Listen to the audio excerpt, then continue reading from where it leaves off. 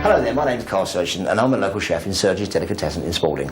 Now today we're going to prepare a leftover chicken lasagna, and the recipe is available to download on the website. So if you want to download the recipe and get all your ingredients together, you can then cook along with me. So today's list of ingredients are, we've got some leftover chicken, some onion, one medium onion, 2 cloves of garlic, an ounce of butter we're going to use, a 400 gram tin of plum tomatoes, some tomato puree, about 2 tablespoons we'll use of that, some lasagna pasta sheets, the no pre-cooked style, much better, some mixed herbs, some milk, some flour and some red wine, and of course seasoning, salt and pepper. So let's get cooking. Yeah. Right. Okay, first thing you want to do is you want to get this chicken nice and chopped. Now it's depending on how you like it, you can chop it small or large. I think medium size, you know, if you sort of do something, say something on that sort of size, you'll, you know, it's quite a nice size. Imagine cutting it similar size to the minced beef that you'd use if you did a beef lasagna.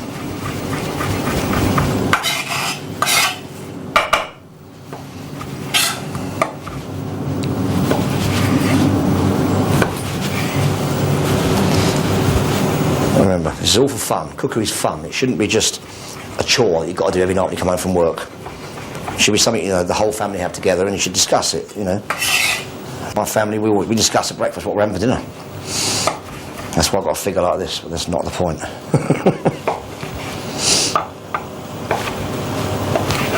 Okay, so that's the chicken nicely chopped.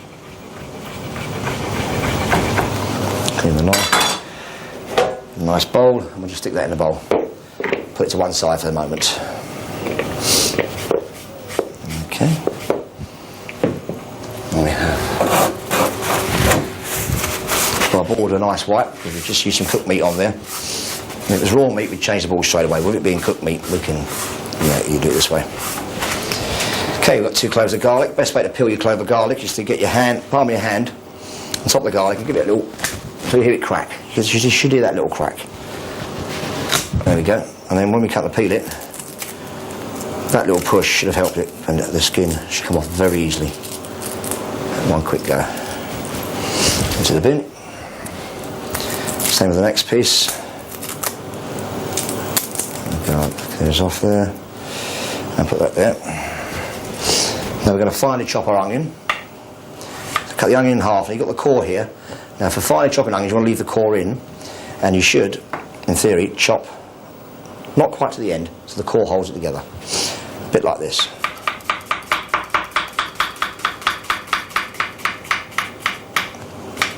And the other thing is that the sharper the knife, the safer the job, and the bigger the knife, the safer the job as well. You know. Blunt knives cause awful cuts. Sharp knives make nice cuts. So if you're going to cut yourself with a sharp knife. It'll heal quicker.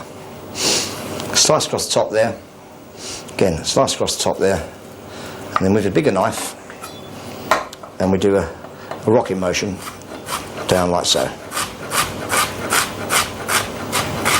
And again, we don't go right to the core. We just turn it on its side a bit, chop a bit more.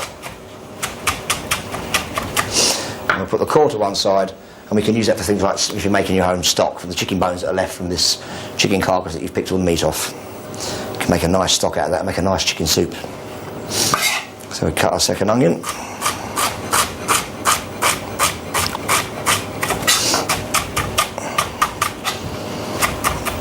And this is really a quick recipe. It takes around about 25-minute prep time and about a 45-minute cook time. So you can knock this up within an hour, and the tea's cooked, and you'll be chatting to your family in the kitchen at the same time. Okay, so we've got our onions chopped now. We'll move them to one side.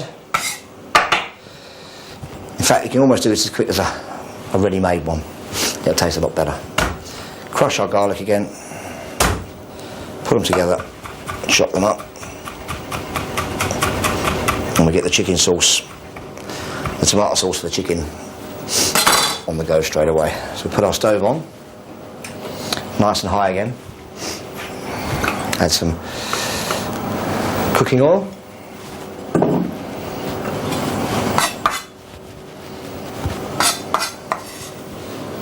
And put our onions straight into our pan.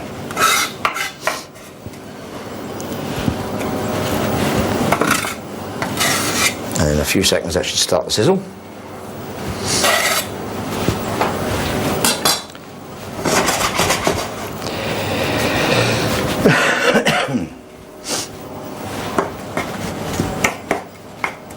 at this stage, the garlic can go in as well, because this dish we're going to cook quite quickly before we add our tomatoes and tomato puree. And make our lovely sauce to go with it.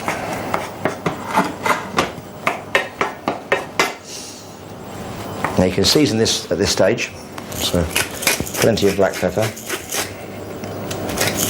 If the onions are strong, it makes your eyes go like that, unfortunately. Again, personal taste, I love pepper. If you don't like it so much, don't put so much in. A little bit of salt.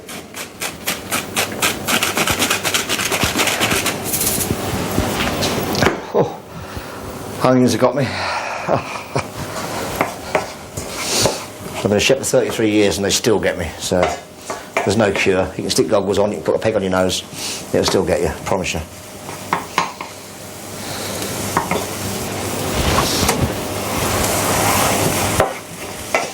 Okay, so we've now got the onions frying, the garlic. Again, you get that lovely aroma of the garlic, it's a great flavour. We just want to cook those for a little while without colour. We don't want to get them brown, that's why I'm keeping moving the pan. Moving the wooden spoon around. It's what we would call in the trade sweating them off. Oh. Okay, so they're nicely sweated off now. This is where we add a couple of tablespoons of tomato puree. Or again, if you haven't got tablespoons, then just a new tub like this and 2 good squirts. 1, 2. Okay. Fry that around just to cook out the tomato paste, because this tomato paste is raw and it needs a little bit of getting going before we can add the other ingredients. Okay. Now if you've got chopped tomatoes, great. In our case today I've got whole plum tomatoes. I find they're a better product than chopped tomatoes. There's more flavour in the sauce. Doesn't matter, still put them in the pan whole. Okay. Whole tin in there. Shake out the excess, don't waste anything in the pan. Then just with your spoon, just break up the tomato. If you look at these are lovely deep red. They're just a beautiful colour. And sometimes you find some of the chopped tin tomatoes, when they're chopped, they're not as rich in depth in colour. And they tend to taste a bit less flavoursome. So this extra few seconds, it's not a hardship. So we've broken those all up nicely. We've seasoned it. Swing that around a little bit and turn the heat down a little bit now, because we want this to simmer for a little while. Now we're going to add our mixed dried herbs.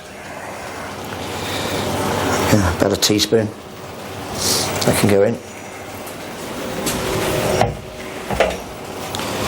Stir those in. Again, go through every now and then, go through with your spoon just to break up these bits of tomato.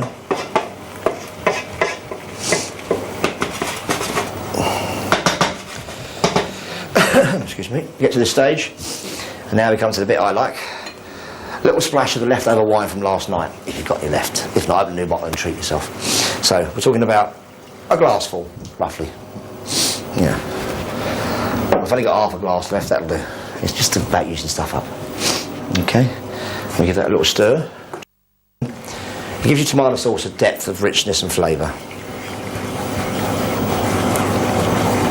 Okay.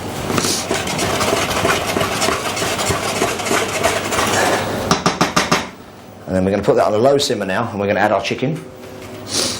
We're going to let that just simmer away for a little while, about 5-10 minutes, whilst we make the bechamel sauce, which is the classic sauce you always see on top of lasagnas. Right.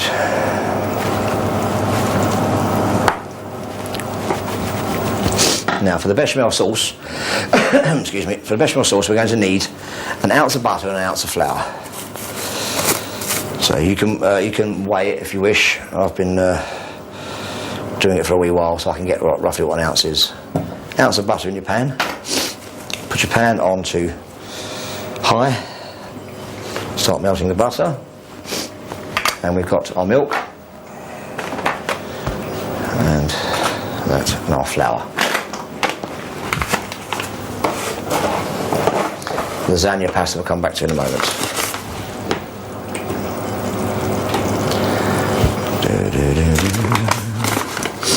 Again, if you want to have these pre-weighed out, your butter and your flour in a little jar, you can. I'm just using out of a packet anyway. As you can see, the chicken's bubbling away lovely now. The flavours are coming out, getting the flavour of the herbs, flavour of the wine, and that all infused into your cooked chicken to give it that nice, rich depth of flavour that we want to get, so we can get the nice feeling of a nice lasagna. And our butter's starting to melt nicely. A second of that. Now, some people might use jugs, but I mean, it's in your fridge in a jug. Why make more washing up for yourself? Just put it straight from the carton. If you're worried about measuring, or a pint, then you can measure it out. But if you're a seasoned pro, you know what to do. Just pour until you get the right consistency. So we'll now add our ounce of flour to this pan. That in there.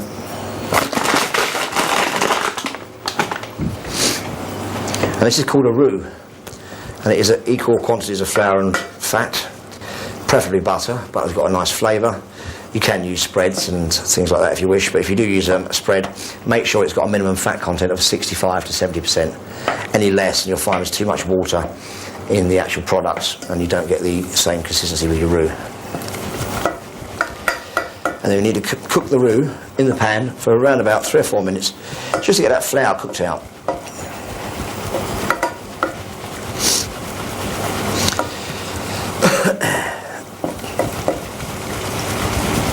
And if you can see that in the pan there, it's got a lovely shiny bubbling away, cooking wonderfully. And now we know that we got the right thing there, and we can now add our milk, a small amount at a time. If you add too much, what will happen is you'll end up with lumps in your sauce, and it's a real rascal to actually get the lumps out, and you have to pass it through a sieve and so on and so forth. So if you can do it this way, a little bit at a time, and mix it well. As you can see already, it's starting to come together as a nice white sauce. So you cook it away there. And it will go like a thick, sticky ball, what we want. Then we know it's ready for the next dash of milk.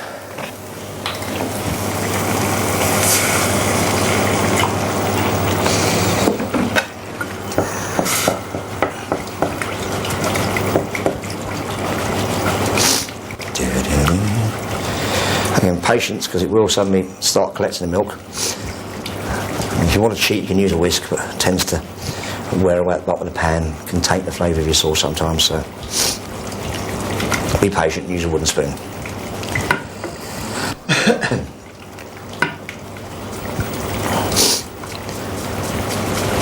And don't forget, you can have the TV on while you're doing this. You haven't just stand here and watch the pan. You can have the tennis on, the cricket on, you know, EastEnders, whatever.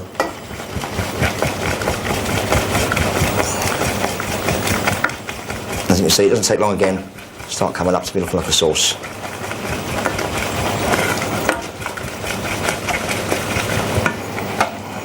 More. Once you get the sauce going a bit further, you can put a bit more milk in each time. Just the initial first few mixings that you need to have less of it. Remember, when you're stirring the pan, also make sure you stir all the way around the bottom parts, so that otherwise you'll find if you're just stirring in the middle, the outside part will get thicker and also stick before you've even realised.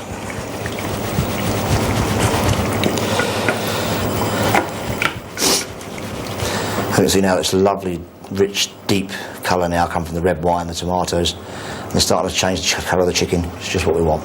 It's lovely.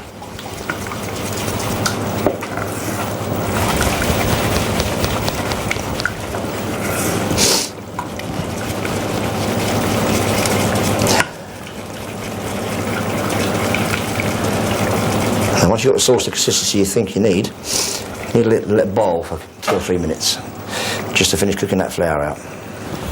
So that's enough there. Put that back in our fridge.